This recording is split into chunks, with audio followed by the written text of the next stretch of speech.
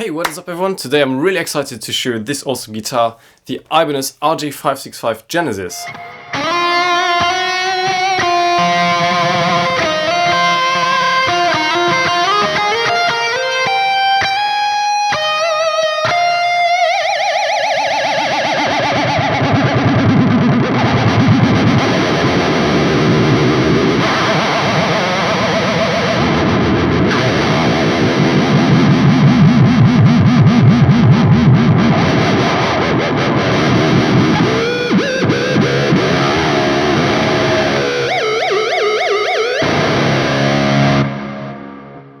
So just as a quick disclaimer, this guitar was sent to me by Ibanez Germany. However, I'm not being paid, I'm free to say whatever I want. So you guys are just going to get my honest opinion like always. So as you might know, the Ibanez RG565 is a model that already existed back in the days. This is from the Genesis collection that they introduced a couple of years ago. They do reissue models of older Ibanez models, which is really cool. I really appreciate that, and I'm looking forward to see more older models in the Genesis collection.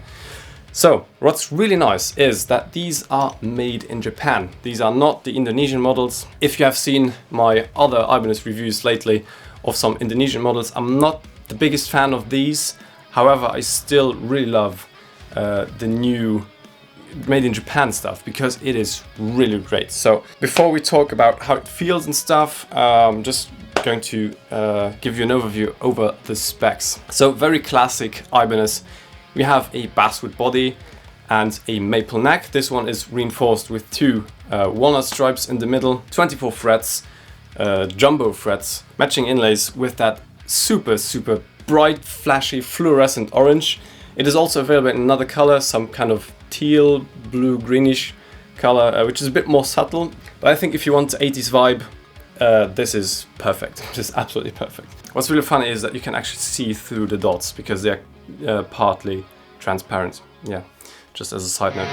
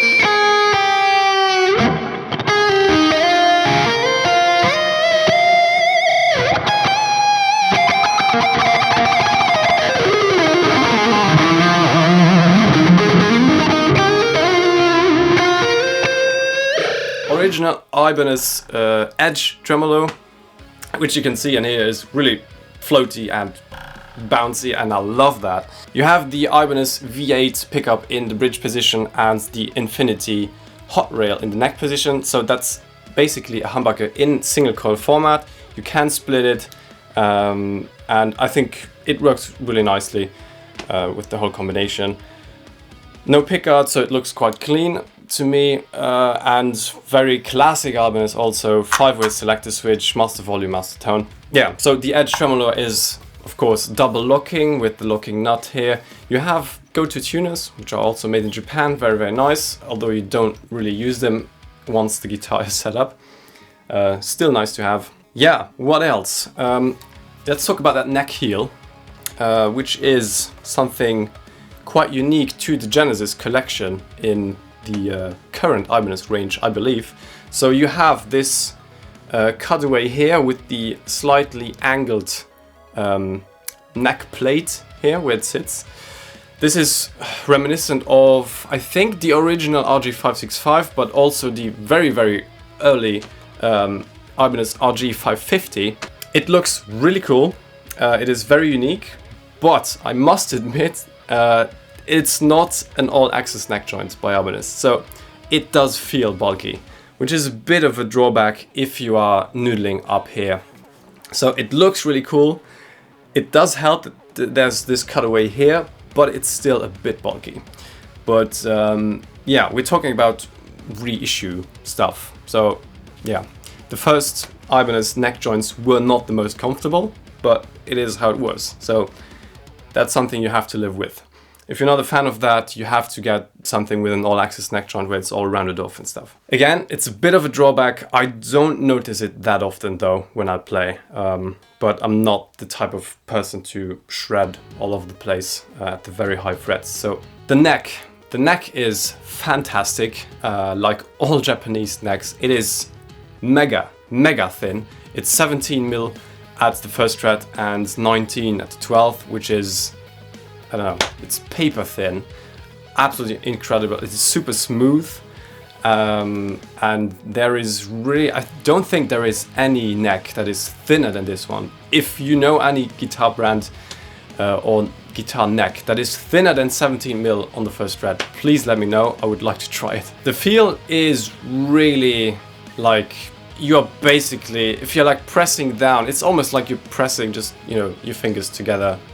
I love the feeling of that, but you might not be a fan of that. If you are used to like chunky Strat necks or so, which I also like, depending on what I play, but it's completely different. This is completely different. It feels so like just slick and you want to just go fast, and yeah.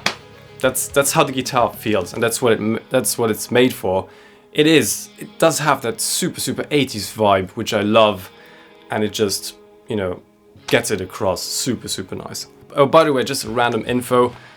This is the set that I've restrung the guitar with. So it's a Turbo Slinky set by Ball, 9.5 to 46, and it's tuned to drop C sharp.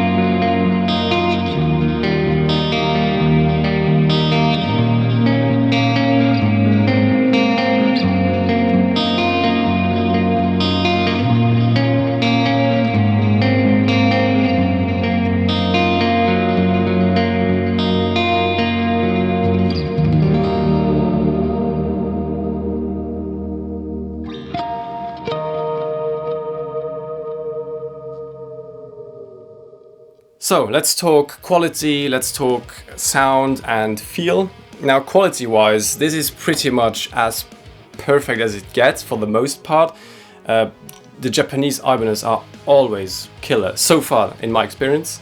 But there's one thing I have to say, that the fret ends are not the nicest. So they're not cutting you, but you can feel the ends, that they are a bit sharp. So that is something, if that was my guitar, I would have to address, because it is noticeable while playing. So that is the only problem that I have with this guitar, and I believe that it might be an issue that is, yeah, repeatedly found on these guitars, because I've seen the review of Philip McKnight. He also had the same problem with the fret ends. This is a 2020 model. I have a 2019 RG550 Genesis, which has perfect fret ends, nothing to complain there. So yeah, might be something with the 2020 batch. But other than that, I mean, paint job wise, flawless. There is no blemish in the finish whatsoever. And for the rest, you know, how the frets are put in, they are very nicely leveled. You know, where the headstock has been taped off and painted, it's mint, absolutely mint, nothing to complain here. Fret ends are the only thing I would address myself, and then the guitar would be absolutely perfect. How does it feel? Again, as I said, the neck is really thin. It feels like just, you know, wanna just, you know, do some 80s shredding and stuff. I can't shred, but you know, I would love to shred on this guitar if I could. So yeah, that's the feel.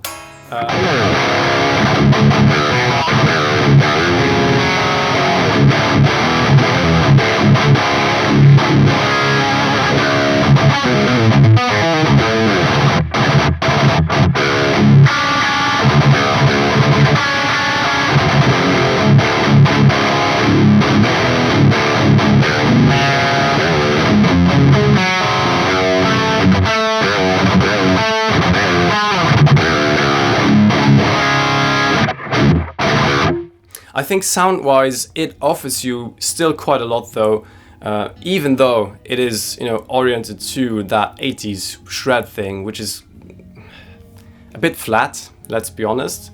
That's the only drawback also of these pickups, or just the whole configuration. I think the guitar sounds a bit flat, or what's another word? Sterile. I think it sounds a bit sterile. This might also have to do with the fact that the neck is so thin, so there's not much to resonate here from the neck. I have the same experience with my Genesis, but that also might just be the pickups. So the V8 is fine. It sounds just like the original stuff, but it is a bit flat. So you either want that, or you could change the pickups. Or just, you know, go for a different guitar, because yeah, it does what it's supposed to do very well. So it has that 80s vibe, which is what it is. Yeah, you get what I mean, sorry. Because it does really sing and scream if you have, you know, the right high gain sound. But it is sparkly too on the split chord positions. I'm not the biggest fan of that mini humbucker or hot rail humbucker. It sounds a bit nasally to me. Yeah, not the worst in the world as well. So I could absolutely live with this as it is. Yeah, so I've shown you some random noodling across the video already. If you're interested in hearing some more, you know, specific switching between the positions and stuff, we're going to listen to some clean, with few effects only, sounds. So you can hear what it actually sounds like. So, yeah.